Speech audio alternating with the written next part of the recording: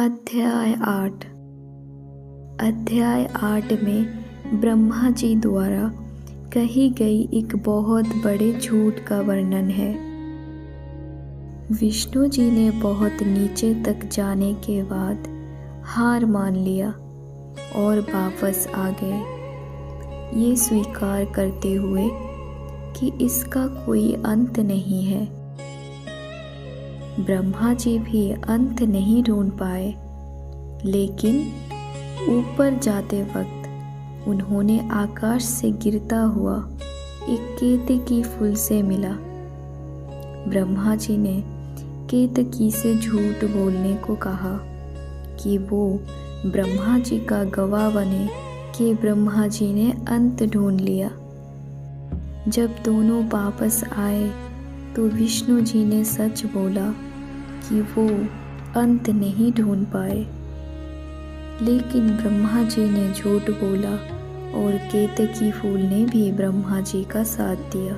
अध्याय 9। जब ब्रह्मा जी ने केतकी के फूल के साथ मिलकर झूठ बोला, तब उस अनंत अग्नि स्तंभ ज्योतिर्लिंग से स्वयं महादेव प्रकट हुए। उनका रूप इतना तेजस्वी था कि दोनों देवता देखकर दंग रह गए।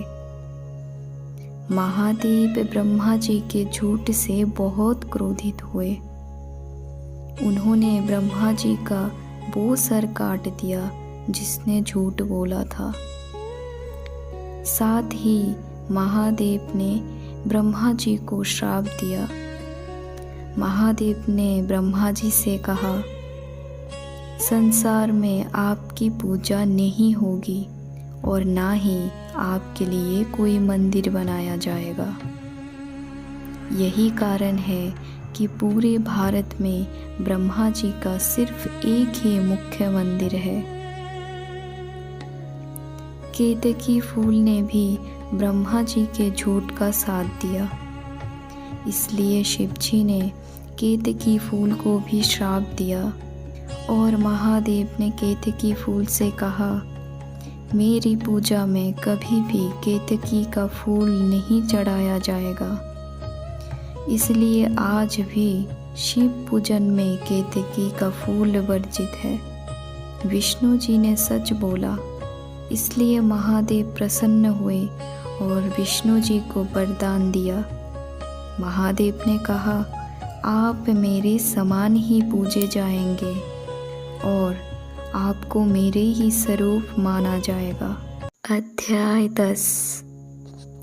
अध्याय 10 में दोनों देवताओं का अहंकार पूरी तरह से खत्म हो जाती है और वो महादेव की स्तुति करते हैं। महादेव उन्हें बताते हैं कि वो ही परम ब्रह्मा है।